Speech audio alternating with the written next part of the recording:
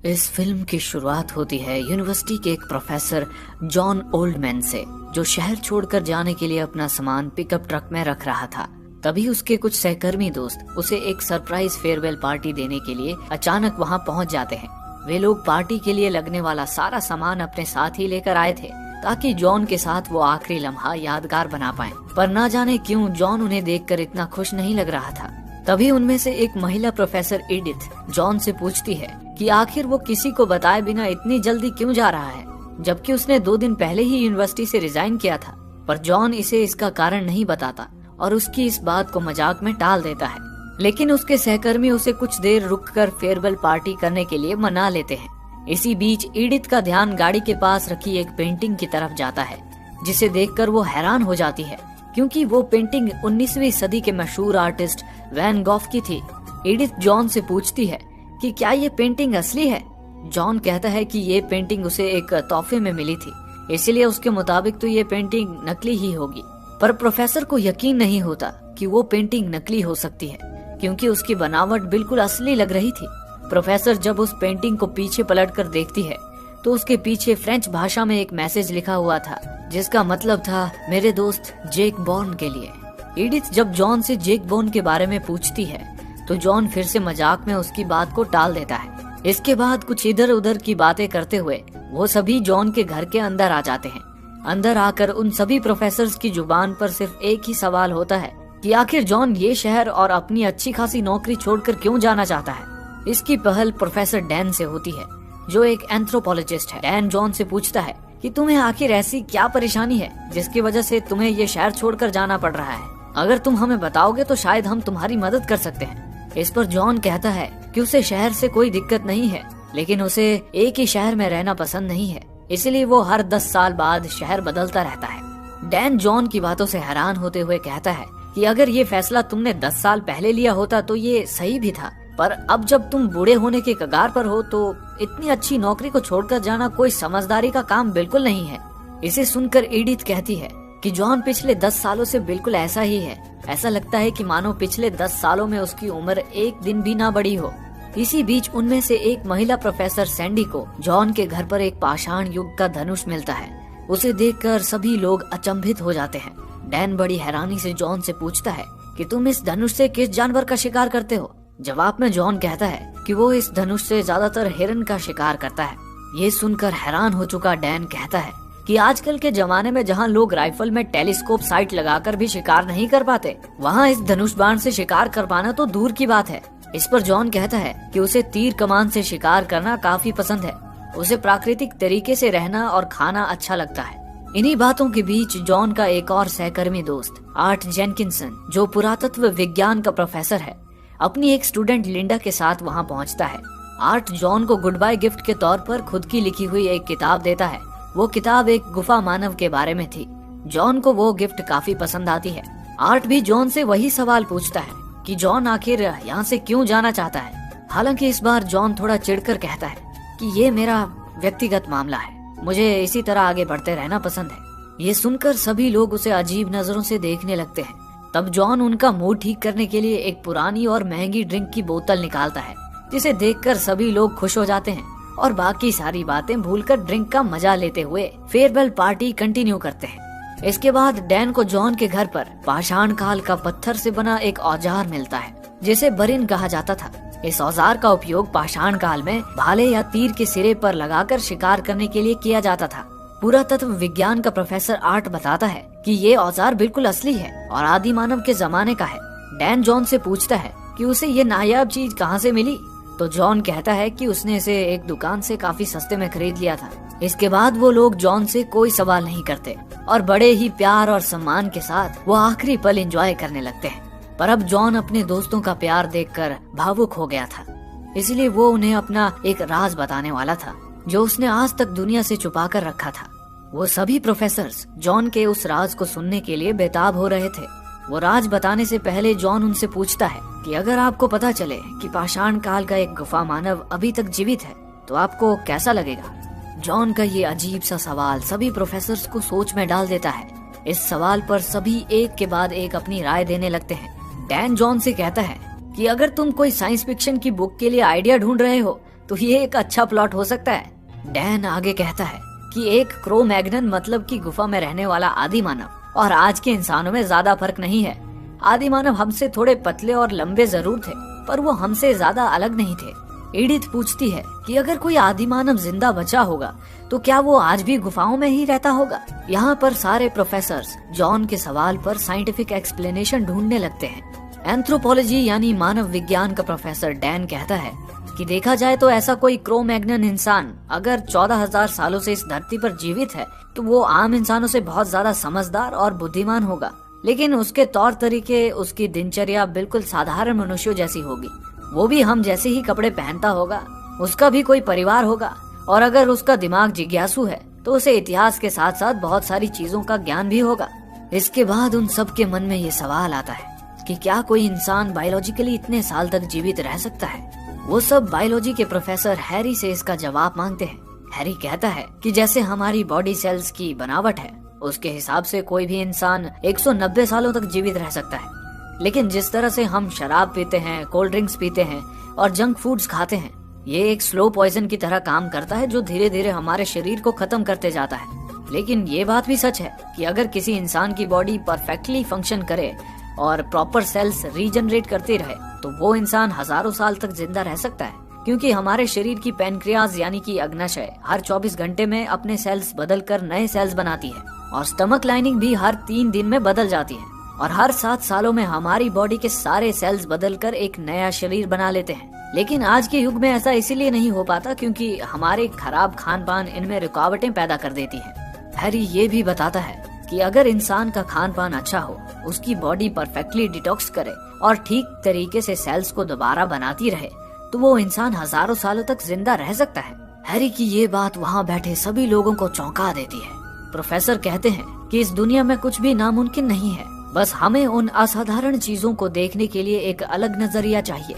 जैसा कि प्राचीन काल में जिसे लोग जादू समझते थे, आज उसे हम साइंस के नजरिए से देखते हैं। वैसे ही पहले के लोगों ने ये मान लिया था कि पृथ्वी गोल नहीं बल्कि फ्लैट यानी सपाट है। यहाँ तक कि जब कोलंबस सच्चाई का पता लगाने के लिए एक लंबे सफर पर निकला तो लोगों ने उसे पागल समझा, पर कोलंबस ने पता लगा ही लिया कि पृथ्वी गोल है। इसी बीच जॉन कुछ ऐसा कहता है जिसे सुनकर वहाँ बैठे लोगों के चेहरे से हवाइयाँ उड़ जाती हैं। जॉन कहता है कि मैं भी कोलंबस के साथ उस सफर पर गया था।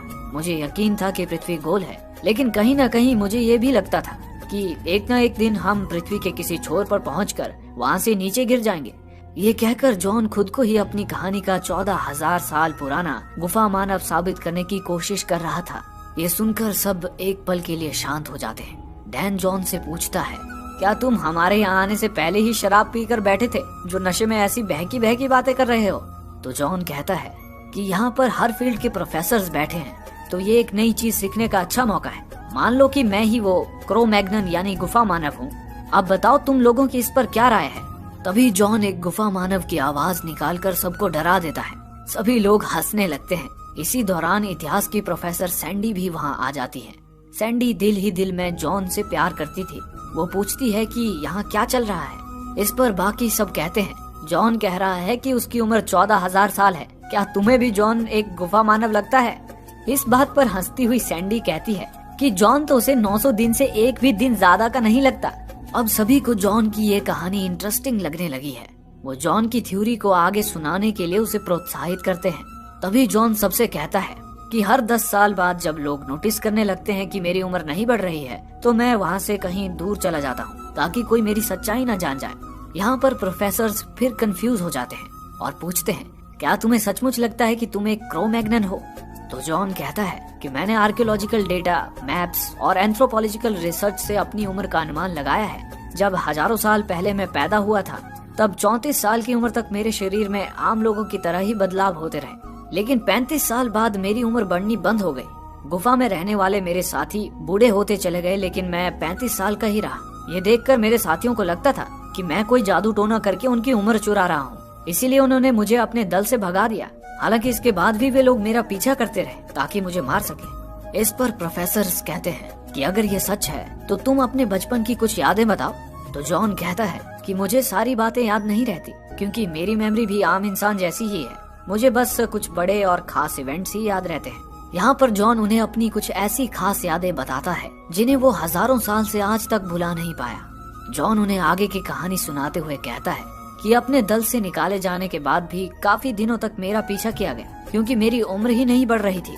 मैं जब भी मेरे साथियों की नजर में आता था, वे मुझे मारने के लिए मेरा पीछा किया करते थे। इसीलिए मैं समय समय पर अलग अलग ट्राइब्स में दल बदल कर रहता था और लोगों को मेरी असलियत का पता चले इससे पहले ही दल को छोड़कर चला जाता था। फिर कुछ समय बाद मैं सेमी-नोमैडिक आदिवासियों के दल में शामिल हो गया, जो बदलते मौसम के साथ शिकार के लिए अलग अलग जगहों पर जाया करते थे। प्रोफेसर जॉन से उस वक्त के बारे में और सवाल पूछते हैं तो जॉन उन्हें बताता है कि शुरू के 2000 साल पृथ्वी ठंडी थी। वो आइस एज का समय था।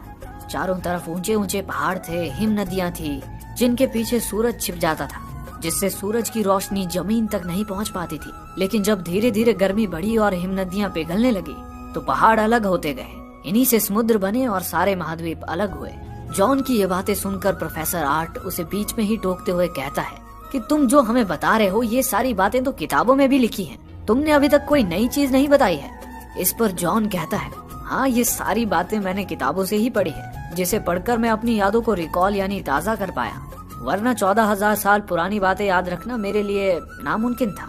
ये सुनकर प्रोफेसर आर्ट की स्टूडेंट लिंडा जॉन से पूछती है कि क्या उस वक्त तुम्हारे दिमाग में ये सवाल नहीं आया कि आखिर हम सब कहाँ से आए हैं?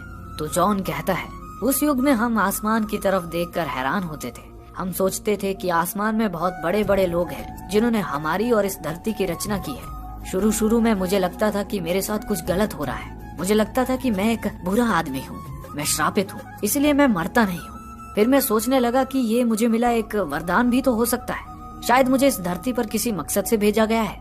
एडिथ उससे पूछती है कि क्या वो वैन गॉग की पेंटिंग असली है जो घर आते वक्त उन्होंने देखी थी। तो जॉन उसे बताता है कि वो पेंटिंग बिल्कुल ओरिजिनल है और मेरे लिए ही बनाई गई थी। उस समय मेरा नाम जेक बॉर्न था। मैं एक पिग फार्मर था। जब मैं अपने हाथों से पिग फार्म की सफाई कर रहा था तब वैन गॉग वहाँ आए और मुझे काम करता देख मुझसे काफी प्रभावित हुए। फिर उन्होंने वहीं पर वो पेंटिंग बनाई और हमने ढेर सारी बातें भी की। तभी लिंडा जॉन से पूछती है कि अगर आपको इतनी सारी पुरानी बातें याद हैं तो फिर आपको वो सारी जगहें याद क्यों नहीं है जहां आप हजारों साल पहले पैदा हुए थे? क्योंकि पृथ्वी का भूगोल तो कभी नहीं बदलता है, सारी चीजें वहीं के वहीं पर हैं। जॉन उसे बताता है कि हमें पुरानी चीजें तब याद आती हैं जब हम उसे दोबारा देखते हैं। 14,000 साल पहले हर तरफ जंगल, नदियाँ, पहाड़ ये सब हुआ करते थे। समय के साथ साथ जंगल कटते गए और उनकी जगह बड़ी बड़ी बिल्डिंग्स ने ले ली। इस वजह से ये बता पाना नामुमकिन है कि वो किस जगह पैदा हुआ था।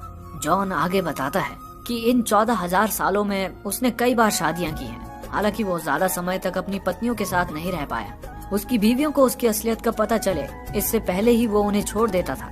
वो कई बार अपने बच्चों से भी मिल चुका है, पर एक बड़े आदमी के रूप में। जॉन से पूछा जाता है कि वो अमेरिका में कब से है।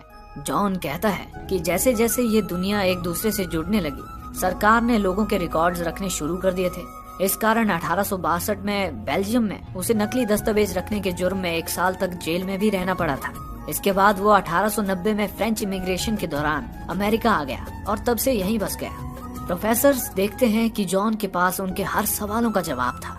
इस बात से चिढ़कर आर्ट जॉन से पूछता है कि वो ये सब क्यों कर रहा है, यानी उन्हें ये सब क्यों बता रहा है। तो जॉन कहता है कि आप सब मेरे अच्छे दोस्त हैं और मैं आप लोगों को अपने असली चेहरे के साथ गुड बाय कहना चाहता हूँ, ना कि उस तरह जैसे मैं बाकियों को दिखाता हूँ। ये सुनने के बाद आर्ट चिढ़कर वहाँ से उठकर एक कमरे में चला जाता है। उसे लगता है कि जॉन का दिमाग खराब हो चुका है, इसीलिए वो ऐसी बेतुकी बातें कर रहा है। इसीलिए वो अपने साइकेट्री पढ़ाने वाले दोस्त को फोन करके उसे जॉन के घर पर बुलाता है। उधर दूसरी तरफ जॉन और सैंडी गाड़ी में बॉक्सेस रख रहे थे। इसी बीच सैंडी जॉन को बताती है कि वो उसे चाहती है और उससे पूछती है कि क्या उसके दिल में भी उसके लिए प्रेम भावनाएं हैं। जॉन कहता है कि हाँ, मैं भी तुमसे प्यार करता हूँ, पर क्या तुम मेरी सच्चाई जानने के बाद भी मेरे साथ रहना चाहती हो? इस पर सैंडी कहती है उसे जॉन पर पूरा भरोसा है, इसीलिए वो उसके साथ रहना चाहती है। लेकिन जॉन कहता है कि सोचो, जब हमारे बच्चे होंगे और तुम देखोगे कि हमारे बच्चों की उम्र तो बढ़ रही है पर मैं ज्यूं का त्यों हूँ, तब तो मुझे तुम्हें भी छोड़कर जाना होगा। फिर तुम्हें कैसा लगेगा? मैं बस 10 साल ही तुम्हारे साथ रह सकता हूँ। ये सुनकर सैंडी कुछ नहीं बोलती और अपनी जिंदगी के बारे में सोचने पर मजबूर हो जाती है। इसके बाद जॉन और सैंडी घर के अंदर आ जाते हैं। अब सभी के मन में कई सारे सवाल थे। उन्हें यकीन था कि जॉन झूठ बोल रहा है, और वे सब अपने सवालों के जरिए जॉन का झूठ पकड़ना चाहते थे। सबसे पहले आर्ट जॉन से पूछता है कि क्या उसे कोई भाषा याद है जो वो 14,000 साल पहले बोला करता था। इस पर जॉन हंसते हुए कहता है, तब और अब एक बात नहीं बदली है, और वो है लड़की को देखकर सीटी बजाना। जॉन सैंडी को देखकर सीटी बजाता है। इसके बाद लिंडा उससे पूछती है कि क्या उसने उसके जमाने में कभी गुफा पर कोई चित्र बनाया है, क्योंकि कई बार पुरातत्व विभाग वालों को ऐसे गुफा चित्र मिलते रहते हैं। जॉन लिंडा से पूछता है कि क्या तुमने लेस आइसिस नाम की जगह का गुफा चित्र देखा है। लिंडा के हाँ कहने पर जॉन उसे बताता है कि उसे बनाने वाला जॉन के दल का मुखिया था, जिसका नाम जिराउड था। जिराउड एक अच्छा लीडर था। उसने उन जानवरों का चित्र बनाया था जिनका हम खाने के लिए शिकार कर सकते थे, लेकिन एक दिन शिकार के दौरान वो मुंह के बल गिरा, जिस वजह से उसके सारे दांत झड़ गए। अब जब उस मुखिया के दांत नहीं थे तो वो मांस नहीं चबा सकता था, इसलिए एक दूसरा आदमी अपने मुंह से मांस चबाकर उसे खिलाया करता था। पर कुछ दिनों बाद उसका जबड़ा इन्फेक्टेड हो गया। इस वजह से दल के लोगों ने उसे मरने के लिए वहीं छोड़ दिया और खुद आगे बढ़ गए। कुछ देर तक इसी तरह के सवालों का सिलसिला जारी रहता है। जॉन एक के बाद एक सारे सवालों का जवाब देता जा रहा था। जॉन आगे कहता है कि कई सालों बाद ब्रॉन्ज एज की शुरुआत हुई। धीरे धीरे लोगों में भाषा डेवलप होने लगी, गांव और शहर बसने लगे और लोग मुझे पहचानने लगे, जिस कारण मेरा एक जगह पर रहना मुश्किल हो गया। क्योंकि सूरज पूरब से निकलता था, इसीलिए मैं लगातार पूरब की दिशा की ओर बढ़ता रहा। अपने रास्ते में मैंने पहली बार टिन, कॉपर जैसी धातुएं देखी। मैंने देखा कि लोग इस दुनिया को बनाने वाले को ढूंढ रहे थे, और साथ ही मैंने बहुत से नए भगवानों के बारे में भी सुना। मैं 2000 सालों तक सुमेरियन था, जो कि दुनिया की सबसे पहली सभ्यता मानी जाती है। उसके बाद मैं बेबीलोनियन बना। जॉन आगे कहता है, पूरब की ओर चलते हुए मैं भारत पहुंच गया। मेरी किस्मत अच्छी थी कि वो समय गौतम बुद्ध का था। मैं जब पहली बार गौतम बुद्ध से मिला तो वो मुझे बहुत ही अनोखे और एक्स्ट्राऑर्डिनरी इंसान लगे। मैंने अपनी पूरी जिंदगी में उन जैसा इंसान नहीं देखा था। उनसे प्रभावित होकर मैं उनका शिष्य बन गया। जब तक वो जिंदा रहे मैं उनके साथ ही सीखता रहा। गौतम बुद्ध जानते थे कि मुझ में कोई अलग बात है, लेकिन मैंने उन्हें अपनी असलियत कभी नहीं बताई। आर्ट पहले ही जॉन की बातों से परेशान हो गया था। वो उससे पूछता है कि अगर हमने तुम्हारी असलियत बाहर के लोगों को बता दी तो क्या होगा। इस पर जॉन कहता है कि अगर तुमने ये बात किसी को बताई भी तो कोई तुम्हारी बातों पर यकीन नहीं करेगा। अगर तुम्हें आज मेरी बातों पर यकीन हो भी जाता है तो जैसे जैसे वक्त बीतेगा तुम्हें भी ये सारी बातें बेतुकी लगेंगी, और वक्त के साथ साथ तुम ये बातें भूल जाओगे। आर्ट को लगभग इस बात पर पूरा यकीन हो गया था कि जॉन के दिमाग के पुर्जे हिले हुए हैं। इतने में साइकेट्री पढ़ाने वाले साइकेट्रिस्ट डॉक्टर विल वहाँ आते हैं, जिसे कुछ देर पहले आर्ट ने फोन करके बुलाया था। डॉक्टर विल जब जॉन से मिलता है तो जॉन की बातें सुनकर उसे लगता है कि जॉन सबको बेवकूफ बना रहा है, लेकिन वहाँ बैठे कुछ लोगों को जॉन की बातों पर विश्वास होने लगा था, इसलिए वो जॉन को आगे की कहानी सुनाने के लिए कहता है। विल जॉन से पूछता है कि अगर तुम 14,000 साल से जिंदा हो तो क्या इस बीच तुम एक बार भी बीमार नहीं पड़े। जॉन कहता है कि कुछ 300 साल पहले मुझे शायद निमोनिया हुआ था, उसके बाद मुझे येलो फीवर, मलेरिया और हाल ही में मुझे चिकन पॉक्स भी हुए थे, लेकिन मेरे शरीर में कभी कोई निशान नहीं पड़ते, इसलिए चिकन पॉक्स के निशान भी मेरे शरीर पर नहीं है। ये सुनकर बायोलॉजिस्ट हैरी चौंक जाता है और जॉन से अनुरोध करता है कि जाने से पहले वो उसके लैब में कुछ टेस्ट करा के जाए। पर जॉन कहता है कि अगर मैं अपना टेस्ट कराने जाऊंगा तो लोगों को मेरी असलियत का पता चल जाएगा और वे मुझ पर साइंटिफिक प्रयोग करने लगेंगे। फिर जब बात पढ़ाई की आती है तो जॉन कहता है कि उसने 10 अलग अलग फील्ड्स में डिग्रियां ली हैं। उनमें से एक डिग्री बायोलॉजी की भी है जो उसने ऑक्सफोर्ड से सन 1840 में ली थी। लेकिन जैसे जैसे वक्त बीता और साइंस ने तरक्की कर ली तो उसने जो कुछ भी पढ़ा था वो सब पुराना हो गया। ऐसे ही जॉन हर सवाल का जवाब देता जा रहा था, जिसे सुनकर डॉक्टर विल फ्रस्ट्रेट हो जाता है और जॉन पर अपनी गन तान देता है।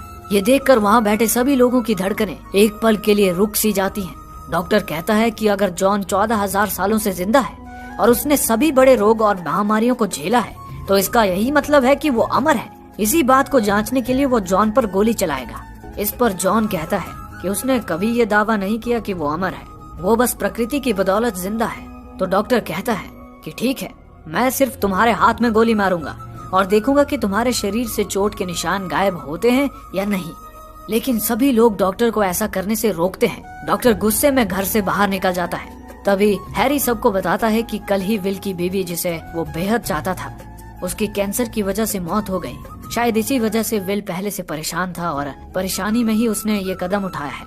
ये बात सुनते ही जॉन भागकर विल के पास जाता है और उसे दिलासा देता है। जॉन उसकी बंदूक भी ले लेता है, इस डर से कि फ्रस्ट्रेशन में विल खुद को कुछ कर न ले। अंदर सब लोग जॉन की आगे की कहानी सुनने के लिए बेताब हो रहे थे, पर वहाँ कुछ प्रोफेसर्स को अब जॉन से जलन होने लगी थी, क्योंकि उनके चाहने वाले वक्त के साथ गुजर चुके थे। लेकिन जॉन हजारों सालों से जीवित है। यहाँ पर इंसान की एक भावना को दर्शाया गया है कि इंसान हमेशा दूसरों की खुशी और तरक्की से जलता है, फिर चाहे वो उनका दोस्त या रिश्तेदार ही क्यों ना हो। जॉन आगे बताता है कि 17वीं शताब्दी में मुझे एक आदमी मिला था। उसकी शक्तियाँ भी बिल्कुल मेरे जैसी ही थी। जिस तरह से मैं एक लंबी जिंदगी जी रहा हूँ, वो भी बिल्कुल वैसे ही जी रहा था। हम दोनों ने 2 दिनों तक बातें की और एक दूसरे को सबूत भी दिए, और जब हम अलग हुए तो हमने वादा किया कि हम एक दूसरे के टच में रहेंगे। हालांकि उसके बाद हम कभी नहीं मिले, पर 200 सालों के बाद मुझे ऐसा लगा कि मैंने उसे एक रेलवे स्टेशन पर देखा था, लेकिन इससे पहले कि मैं उससे मिल पाता वो भीड़ में कहीं गायब हो गया। इसके बाद जॉन से ऐसा सवाल पूछा जाता है जिसका जवाब जानने के लिए सारे प्रोफेसर एक्साइटेड हो जाते हैं। जॉन से पूछा जाता है कि क्या वो अपनी पूरी जिंदगी किसी बड़े धर्म गुरु या ऐसे किसी धार्मिक आदमी से मिला है जिन्हें आज सब लोग पूजते हैं। इस पर जॉन कहता है कि वो किसी धर्म या भगवान को नहीं मानता, और बताता है कि जब मैं गौतम बुद्ध से मिला था तो उनकी सोच ने, उनकी बातों ने मुझे काफी प्रभावित किया था। मैं उनकी सोच को दुनिया भर में फैलाना चाहता था ताकि लोग एक दूसरे से धर्म के नाम पर लड़ना बंद कर दें। इसके बाद मैं यूरोप आ गया, जहाँ रोम में मैंने ये विचार लोगों तक पहुँचाने शुरू कर दिए, लेकिन वहाँ के लोगों ने इस नए विचार को अपनाने से इनकार कर दिया और मुझे राज्य से बाहर कर दिया। फिर मैं वहाँ से ईस्टर्न यूरोप आ गया, जहाँ मैं एक छोटे से गांव में रहा। वहाँ पर मैं गांव वालों को गौतम बुद्ध के विचार सिखाने लगा। गांव वाले मेरी बातों से बहुत प्रभावित हुए थे, इसलिए वो मेरी पूजा करने लगे और उन्होंने मेरी एक बड़ी सी मूर्ति भी बना डाली। इसी तरह मैं अपने शुद्ध मन और विचारों के कारण प्रचलित होने लगा। लेकिन मुझे बुरा तब लगा जब लोगों ने मेरे विचारों को अपने जीवन में अपनाने के बजाय उसे एक नए धर्म का रूप दे दिया और मुझे अपना भगवान मान लिया। इसके बाद वे लोग इस धर्म को और आगे बढ़ाते चले गए और नए लोगों को इस धर्म से जोड़ते गए। लेकिन फिर रोमन राज्य को इस धर्म के बढ़ने से खतरा महसूस होने लगा था, इसीलिए उन्होंने मुझे क्रूसीफाइड कर दिया, यानी कि सूली पर लटका दिया। जॉन की ये बात सुनते ही वहाँ मौजूद सभी लोगों को एक सदमा सा लगता है, क्योंकि जॉन बता रहा है कि वही गॉड जीसस है और वो जिस धर्म की बात कर रहा है वो क्रिश्चियन धर्म है। इसके बाद जॉन कहता है कि जब मुझे सूली पर लटकाया गया तब मैंने दर्द को सहन किया और अपनी धड़कनें कुछ समय के लिए रोक दी। रोमन्स को लगा कि मैं मर चुका हूँ, इसलिए उन्होंने मुझे सूली से निकालकर एक क्रॉस के साथ गुफा में रख दिया। लेकिन धीरे धीरे मेरी दिल की धड़कनें वापस शुरू होने लगी और मैंने अपने शरीर को वापस जीवित कर लिया। जिंदा होते हुए भी अपनी धड़कनों को रोकने की कला मैंने भारत के तिब्बत में ही सीखी थी और सालों तक इसका अभ्यास किया था।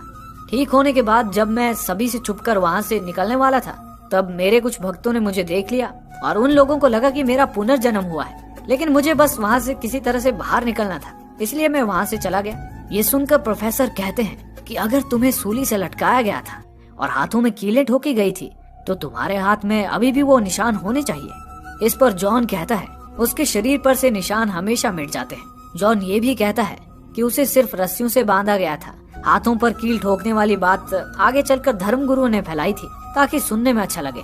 ये बात एक बार फिर उन लोगों के अंदर शक पैदा कर देती है। वो फिर से गुस्सा हो जाते हैं। तभी प्रोफेसर एडिथ, जो जीसस की भक्त थी और क्रिश्चियनिटी में विश्वास करती थी, उसे जॉन की बातें सुनकर गुस्सा आने लगता है। वो जॉन से इस बारे में बहस करते हुए कहती है कि बाइबल में लिखी सारी बातें सच हैं और जीसस ने सच में लोगों का उद्धार किया था। वो सच में पानी पर चले थे और उनका पुनर्जन्म भी हुआ था। आखिर तुम हमसे झूठ क्यों बोल रहे हो? तो जॉन कहता है कि मेरा मकसद कभी लोगों को धर्म से जोड़ना नहीं था। मैं बस ये चाहता था कि लोग धर्म के नाम पर एक दूसरे से लड़ना बंद कर दें। मैं गौतम बुद्ध के विचार उन तक पहुंचाना चाहता था। मैं ना तो कभी पानी पर चला और ना ही किसी को वापस जिंदा किया। जॉन यहाँ पर क्रिश्चियनिटी को पेगन माइथोलॉजी से भी कंपेयर करता है। एडिथ यह सुनकर बहुत नाराज होती है, लेकिन डैन इस बात पर जॉन की बात को सपोर्ट करता है और कहता है कि क्रिश्चियनिटी के जो शुरुआती लीडर्स थे उन्होंने हिब्रू में लिखी मैन्युस्क्रिप्ट को फेंक दिया था। इसके बाद उन्होंने पेगन धर्म से बहुत सारी चीजें ली जिसे उन्होंने अपने धर्म से जोड़ लिया। साथ ही वो ये भी बताते हैं कि गौतम बुद्ध और जीसस की जो शिक्षा थी वो बिल्कुल एक जैसी थी। इन दोनों ने ही दया, सहन शक्ति, भाईचारा और प्यार का संदेश दिया था। जॉन कहता है मैंने यही सारी बातें लोगों को बताई थी, लेकिन बाद में ये अलग अलग कहानियां बन गई। क्रिस्ट ने स्वर्ग और नरक की बातें फैलाई जिससे वो लोगों को इसका डर और लालच देकर उन पर हुकूमत कर सके। इतने में डॉक्टर विल वहाँ वापस आ जाता है। ये वही साइकेट्रिस्ट थे जिन्होंने जॉन पर अपनी गन तानी थी। अब जॉन जीसस की तरह बातें कर रहा था, जिसे देखकर एडिथ बहुत इमोशनल हो जाती है और कहती है कि हम 2000 सालों से क्रिश्चियनिटी पर विश्वास कर रहे हैं, तुम हमारे विश्वास को क्यों तोड़ना चाहते हो? जॉन बताता है कि हमारे इतिहास में बहुत सारे ऐसे धर्म हैं जिन्होंने एक बहुत लंबे समय काल तक किसी चीज पर अपना विश्वास रखा, उसके बाद उनका विश्वास बदल गया। आज तक जितने भी चर्चेस दुनिया में बने हैं उनका आधार सिर्फ परियों की कहानियां हैं। इसके बाद प्रोफेसर जॉन से पूछते हैं कि तुम्हारा नाम जीसस कैसे पड़ा? जॉन कहता है कि मैंने तो हमेशा अपना नाम जॉन ही बताया था, पर जब चारों तरफ मेरे वापस जिंदा होने की खबरें फैल गई तो अलग अलग जगहों पर मेरे नाम को अलग ढंग से लिया गया। हिब्रू में मुझे योहानन कहा गया, जिसका मतलब होता है कि भगवान दया का सागर है। उसके बाद कई बार अलग अलग समय में लोगों ने मुझे देखा, लोगों को विश्वास हो गया कि मैं अमर हूँ। इससे उन्हें इस बात पर यकीन हो गया कि ईश्वर में ही मोक्ष है, जिसे हिब्रू में यशुआ कहा जाता है। इसके बाद ग्रीक में इसे बदलकर लेजस और इसी तरह पहले लैटिन में लेजस और फिर ये जीसस हो गया। ये सुनकर एडिथ कहती है कि ये सच नहीं हो सकता, तुम जीसस नहीं हो सकते।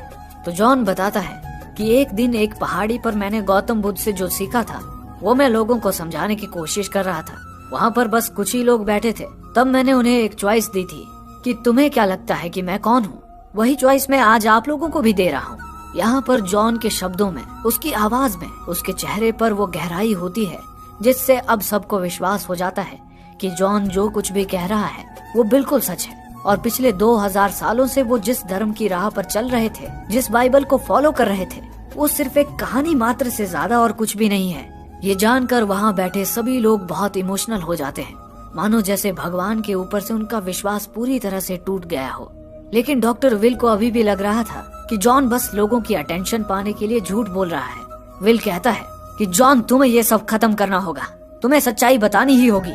इस पर जॉन कुछ देर के लिए शांत हो जाता है और कुछ सोचने लगता है और अचानक वो सबसे ये कहता है कि हाँ, ये सिर्फ एक कहानी है, मैं तुम सबको सिर्फ एक कहानी सुना रहा था।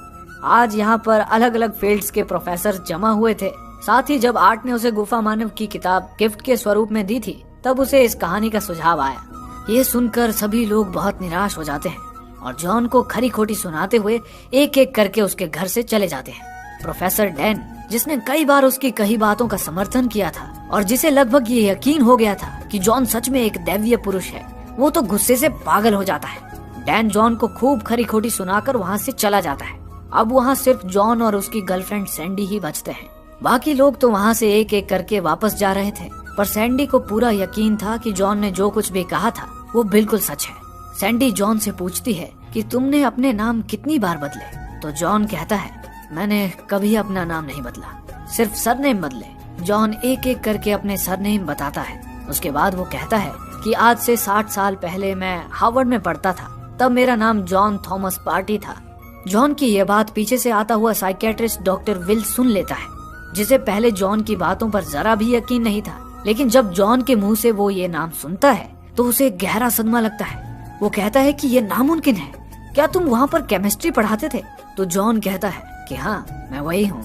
विल को इस पर बिल्कुल भी विश्वास नहीं होता। तभी जॉन उससे कहता है कि तुम्हारी माँ का नाम नोला था। फिर विल पूछता है, मेरे जन्म से पहले हमारे पास एक पालतू कुत्ता था, उसका नाम क्या था? तो जॉन कहता है कि उसका नाम वोफी था। ये बात बिल्कुल सच थी। ये जानने के बाद कि जॉन ही विल का पिता है, विल बहुत इमोशनल हो जाता है और रोते हुए जॉन से सवाल करता है कि तुमने मेरी मॉम को क्यों छोड़ दिया? तुम हमें छोड़कर क्यों चले गए थे? इस पर जॉन कहता है कि अब तुम्हें पता है कि मैं तुम्हें क्यों छोड़कर गया था। इस बात से विल को गहरा सदमा लगता है और उसे हार्ट अटैक आ जाता है, जिससे विल की मौके पर ही मौत हो जाती है। यह घटना जॉन के लिए बहुत तकलीफ देह थी, क्योंकि जॉन ने पहली बार अपने किसी बेटे को अपने हाथों में मरते हुए देखा था। कुछ देर बाद एम्बुलेंस वहां आकर विल की डेड बॉडी ले जाती है। इस जगह से थोड़ी दूर डैन पाषाण युग के उस पत्थर को हाथ में लिए घूर रहा था जो उसने जॉन के घर से लिया था। दिल के किसी कोने में उसे अभी भी जॉन की बताई हुई कहानी सच लग रही थी। दूसरी ओर जॉन अपनी कार में बैठकर वहां से हमेशा के लिए जाने लगता है। तभी वो थोड़ी दूर जाकर कार रोक देता है और सैंडी का इंतजार करने लगता है। वैसे तो जॉन को लगा था कि उसकी सच्चाई जानने के बाद सैंडी उसके साथ नहीं रहना चाहेगी, पर सैंडी जॉन से सच्चा प्यार करती थी, इसीलिए वो जॉन के साथ चली जाती है। इसी के साथ ये फिल्म यहीं पर